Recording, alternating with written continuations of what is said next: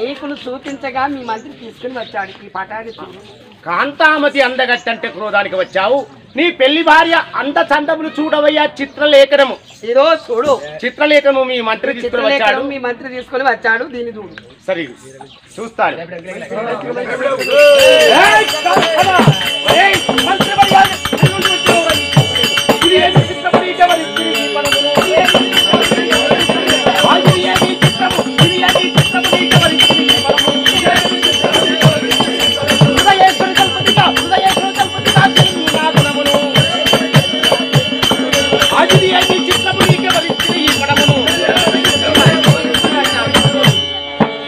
చిత్రపటము నీకు చిత్రలేఖను ఎవరిచ్చారు? ఒక నేత్రం ఉంది, ఒక నేత్రము లేదు. దాన్ని చూడలేదు. గురువర్యేను నీకేమి చెప్పాను? కత్తికి బాసింగము కట్టి కంకరము కట్టి పెళ్లి చేసుకున్నారా, నేను మాత్రం రాను అన్నాను. అటువంటి రానటువంటి వానికి ఈ కత్తికి పెళ్లి చేసుకుని వచ్చాడు. ఇది ఏమి చిత్రము? దానికి ఒక కన్ను ఉంది, ఒక కన్ను లేనటువంటి కురూపి నేత్రము లేని గుడ్డిది. ఈ గుడ్డి దాన్ని నాకు పెళ్లి చేస్తాడా గురువరేణు? ఇది ఏమి చిత్రము? ఇది ఏమి చిత్రము? నీకెవరిచ్చింది ఈ పడమును? ఇది ఏమి చిత్రము? నీకెవరిచ్చింది ఈ పడమును? దయేశ్వరి, నీ హాస్య మాటలు చాలించు. ఈ చిత్రలేఖనం నీకు ఎవరిచ్చారు? నీ చేతికి ఎలా లాభించాలి? ఎవరు తీసుకుని వచ్చారు? ఎవరు తీసుకుని వచ్చారా? మీకు చూపించగని ఈ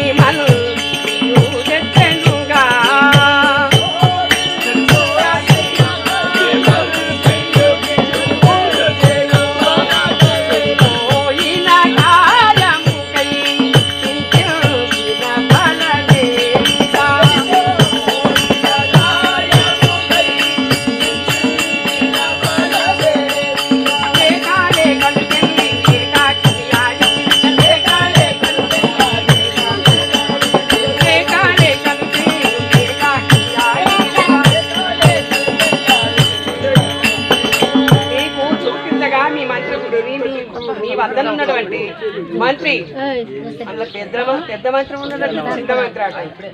ఆ చిన్న మంత్రి ఆ చిత్రపటాన్ని తీసుకువచ్చి నాకు ఇచ్చాడు. అంతే, లేఖను పెళ్ళాడితే ఇలా చేసిన తప్పు చేసిన వాళ్ళు ఎవరనగా ఎవరు? పెళ్లి వాళ్ళదంటే గురువర్యేనుడు వినలే నా మాట. సరే పెళ్లి చేసుకుని వచ్చాడు. పెళ్లి చేసుకుని వచ్చిన వాడు ఆ మంచిదాన్ని చేయక గుడ్డిదాన్ని పెళ్లి చేస్తాడు. నాకు పెళ్లి చేస్తారని బలవంతం చేసి ఒక మంచిదాన్ని చేయక కురూపి అంటే గుడ్డిదాన్ని పెళ్లి చేసుకుని వచ్చాడు. ఆ చేసుకుని వచ్చిన అమ్మాయి అంతాపురమునకు వచ్చినాక నా భర్త లేడు కదా అని చిత్రలేఖనము మంత్రి తీసుకుని వచ్చాడు. మంత్రిది ఏమి తప్పు లేదు. ఆ మంత్రి తీసుకుని వచ్చి నీ చేతికిచ్చాడు. మంత్రి తీసుకుని వచ్చి నీ చేతికి ఇచ్చిన తప్పుందా? నీవు తీసుకుని వచ్చి నాకు చూపించావు. నీదేమి తప్పు లేదు. తప్పుందా? నా జీవితంలో కలంకము కలిగించిన వాడు, మాయని మచ్చ తెచ్చిన వాడెవడు? నేను పెళ్లి చేసుకోనన్నా బలవంతంగా పెళ్లి చేసిన వాడెవడు? గురుడు.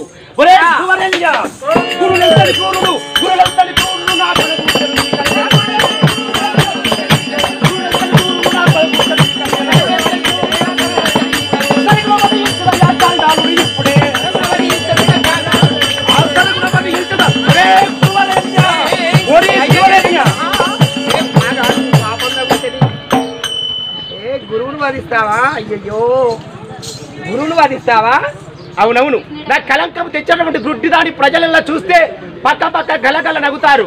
గుడ్డిదాని చేశాడు వాడు గురువరేణ్ణి. చూడండి, వారు పెద్దలు, ఇది అంతే వారికి తెలియదు కదా.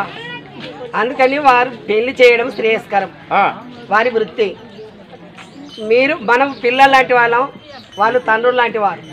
అందుకని గురుడు ఎంతటి దుర్మార్గుడు, ఎంత క్రూరుడు అంటున్నా ఒక సంసారాన్ని నిలిపింది అది ఆయనది తప్పు అంటారు. నాకు సంసారం వృత్తిదాన్ని పెళ్లి చేయడము ముట్టుడు కఠిన హృదయుడు. చాలా తప్పులో పడతావు, చాలా తప్పు. గురువు గారు మంచివారు కాదు. స్వర్ణమాల ఏమి సేతు బామ నా చెట్టులతో చదువులేమా, ఏమి సేతు బామా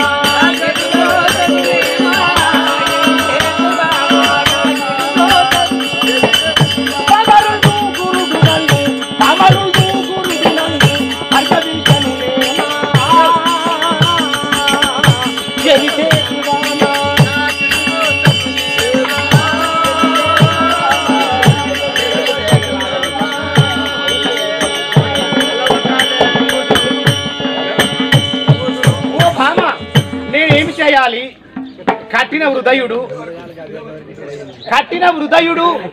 నేనేమి చేయాలి? అంగవంగ కళింగ కాంబోజ కర్ణాటక లాట మరాఠ ఆంధ్రపిండ నేపాల భూపాల మత్స్య విదర్భ ద్రవిడ పాలి మలయాళ దేశము ఈ రాజులందరూ చూసినా పక్క నవ్వుతారు, గలగల నవ్వుతారు. ఈ ప్రజలందరూ నన్ను హేళన చేస్తారు.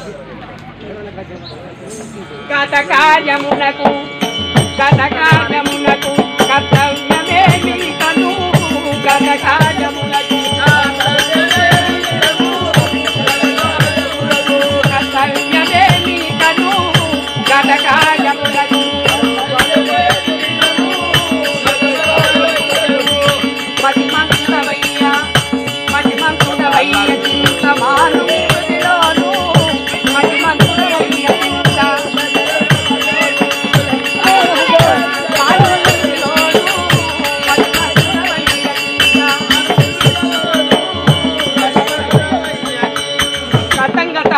చందముగా జరిగినది ఏదో జరిగినది. నువ్వు ఖడ్గాన్ని పంపావట, ఖడ్గాన్ని తీసుకుని వెళ్ళి ఆ కత్తికి కంకణాన్ని కట్టి మీ రాజుల ఆచార ప్రకారముగా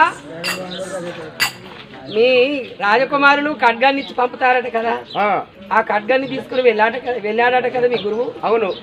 అక్కడికి వెళ్ళి ఆ కుంతలా దేశాధీశుడైనా కనకంగద మహారాజు కుమార్తె అయినా ఆ కాంతామతి దేవి కత్తికి కంకణము కట్టి పెళ్లి చేసుకొని వచ్చారు. ఏకాక్షి అంటే నీ భార్య. సరే, గడిచినది ఏదో గడిచినది కానీ అదంతయు ఆనందపడాలి కానీ చింతించనేలా. గత కార్యమునకు చింతించిన ప్రయోజనం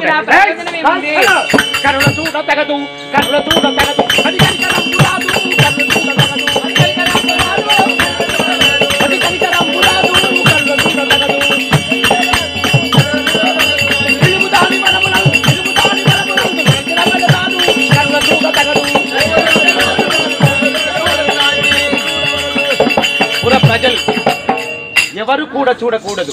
ఈ శ్రీనగరాపురి పట్టణము ఏ ఒక్కరు దాన్ని చూడకముందు కనుల చూడకముందు మన పట్టణం నుండి దాన్ని వెడలగొట్టవలైను. కనుకుబడి పక్కముల చేత విరచి కట్టి దాన్ని అడవి పాలు చేయాలంటే. చెప్పిన మాట వింటదైతే ఒక మాట చెప్తాను, ఏదైనా మంచి మాట చెప్పిన నేను వింటానన్నాను. చెడిపోయే మాట అయితే కాదు, అసలే నువ్వు చెడిపోయే మాట కాదు. నేను చెప్పేది చాలా చాలా మంచి మాట. ఆ కాంతామతి ఒక్క క్షణము కూడా ఉండవద్దు. గురువుని ఎందుకు దండిస్తావయ్యా? గురువుని దండించద్దు, పెళ్లి చేసిన వాడిని దండిస్తావా? ఒకవేళ నీకు ఆ కన్య ఇష్టం కాకపోతే నీ దగ్గర భటులు ఎందరో ఉన్నారు.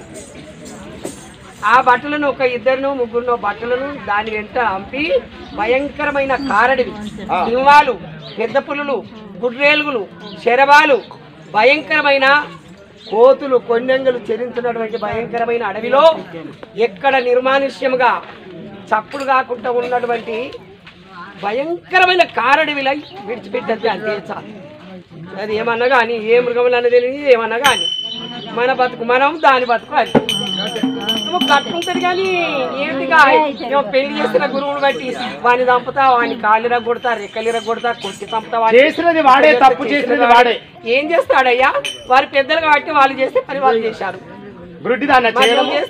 నీకు ఇష్టం కాకుండా చెయ్యి. నీకు ఇష్టమైతే సంసారం ఇది. ఒకవేళ ఇది బుద్ధిది, దీంతో నా కాపురం చేయడం చాలా కష్టం అనుకుంటే కారడు నీకు పంపు. అవును. అరే అమత్య కాంచనా, నేను చెప్పింది నచ్చిందా? అవును, నీవు నా ఇల్లాలివి, నీవు నాకుండగా నాకు కాంతామతి నాకెంత.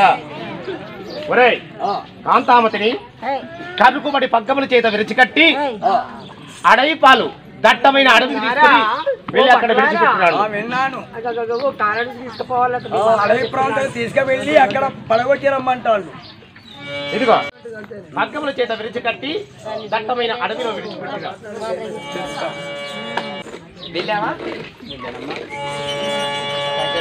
పోయినా కార్యము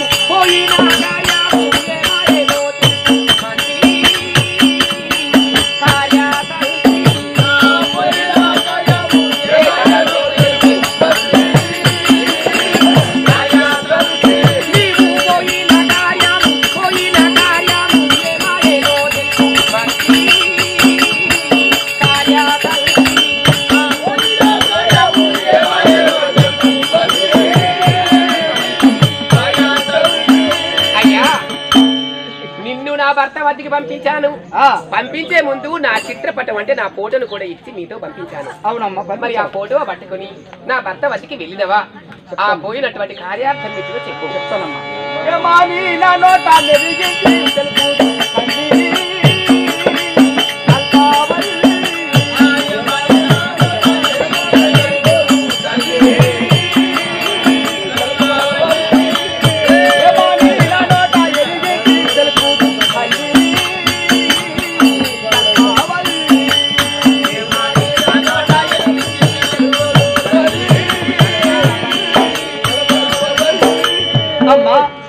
నా నోట ఏమని చెప్పలేను, చెప్పడానికే వక్రమ్మ తడబడుచున్నది. నేను చెప్పలేనమ్మా. ఆ మాట చెప్తే చాలా బాధపడతావు. చాలా బాధపడతానా? అవును.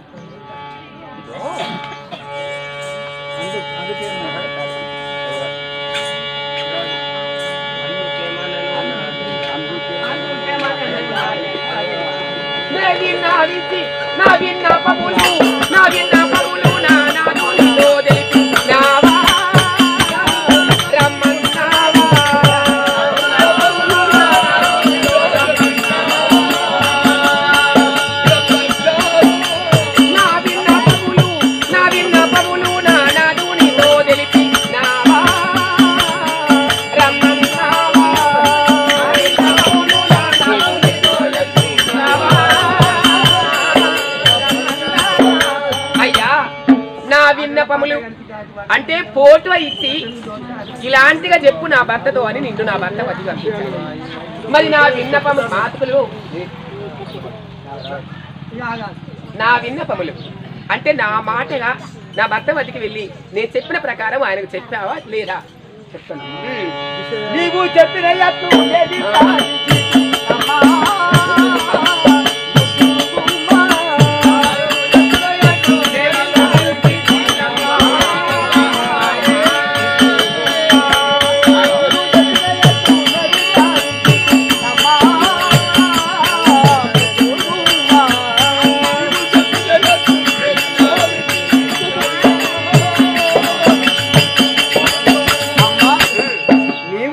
చెప్పావో అవన్నీ మాటలు మహారాజుతో చెప్పాను.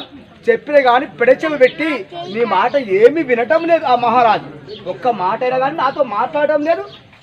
నీ గురించి చెప్పినా ఆ ఎలా ఉంది అని కూడా అనలేదు. నువ్వు చెప్పినట్లే నేను నువ్వు ఎట్లా చెప్పినావు అట్లా చెప్పింది. అందుకేమనను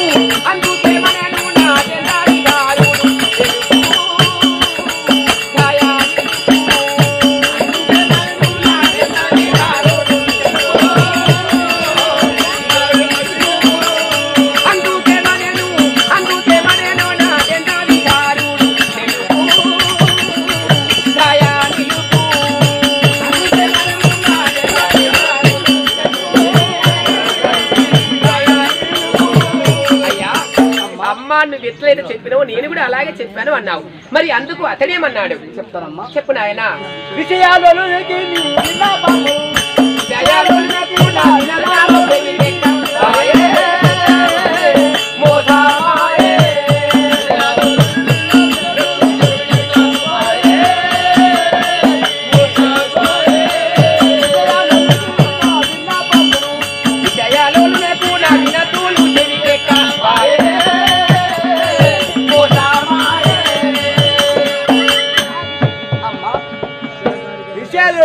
ఆ మహారాజుకు నేను చెప్పినటువంటి మాటలు చెవికెక్కటం లేదు, ఏమి మాట్లాడటం లేదు.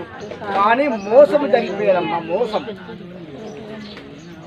ఒక మోసం జరిగాడు. అది ఎలా చెప్పవాలి అని విషయలోనుడు అంటే ఒక వేశ్యకు దాసుడైనటువంటి ఆ విషయలోనునకు నా వినతులు ఎంత నీతి బోధ చెప్పినా పెడచెవినే పెట్టింది కానీ నా ఒక్క మాట కూడా చెవిన వినడం లేదన్నావా? అవును. మరి తుదకి ఏమన్నాడు?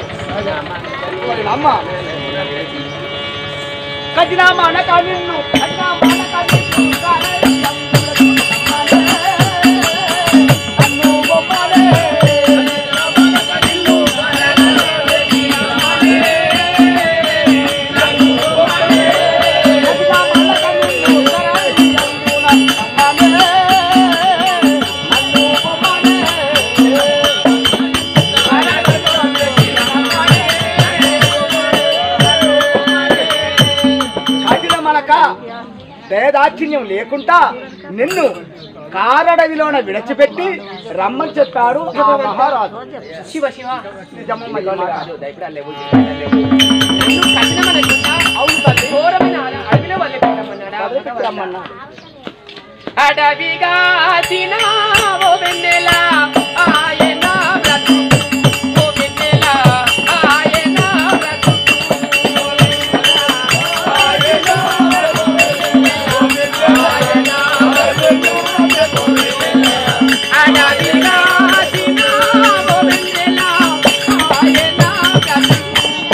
వెన్నెల ఆయన బ్రతుకు, ఓ వెన్నెల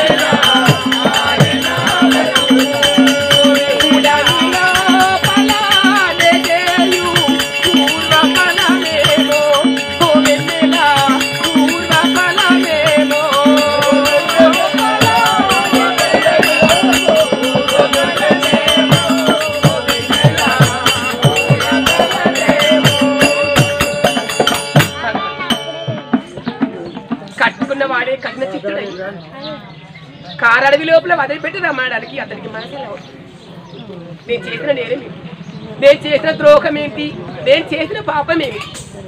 అందుకేనా నన్ను ఇలాంటి అడవి పాలు చేయడానికి నా కత్తికి కంకణం కట్టి పెళ్లి చేసుకొని తీసుకొచ్చాను. నేను ఎవరికే ద్రోహం చేశాను, ఎవరికే పాపం చేశాను? కనీసం ముఖమైన చూడకుండానే అడవిలో వదిలిపెట్టి రమ్మన్నాడంటే అతని మనసు ఎలా ఒప్పింది నాయన? ధరణి వడ్డే పల్లి, ధరణి వడ్డే పల్లి, ఒప్పేనా కృపా తప్పేనా?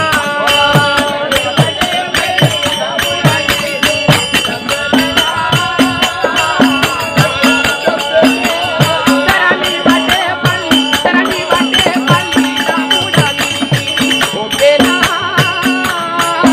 కృపా తప్పేనా?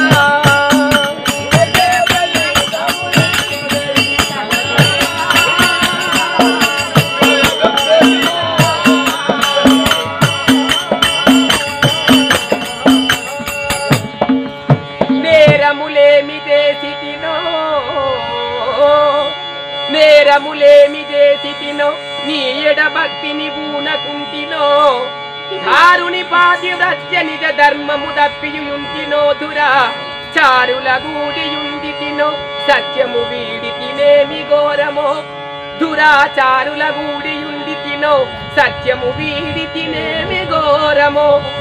కారడవందు దృంచుటకు నను కారడవందు దోలుటకు కారణమేమి ధరిత్రి నాయక?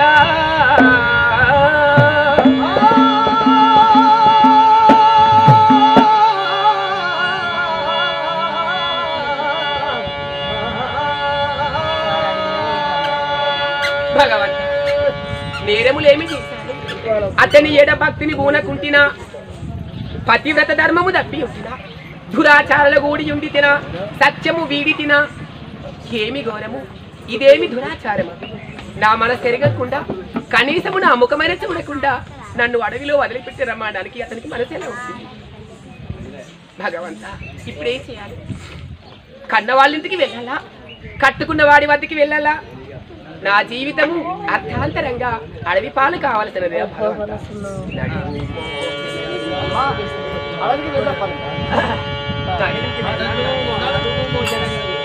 నడువు మోదలని నీవు తడవు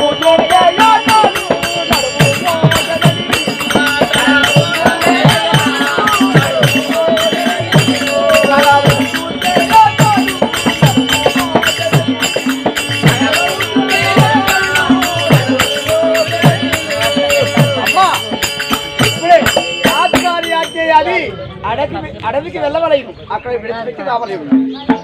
ఇది ఏమో కర్మ మాయా, ఇది ఏమో కర్మ మాయా, మదికేమో దోష దాయా, ఇది ఏమో కర్మ మాయా, మదికేమో దోష దాయా,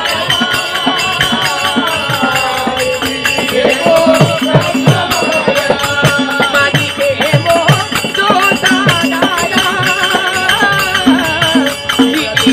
ఏమో కర్మ మాయా, ఏమో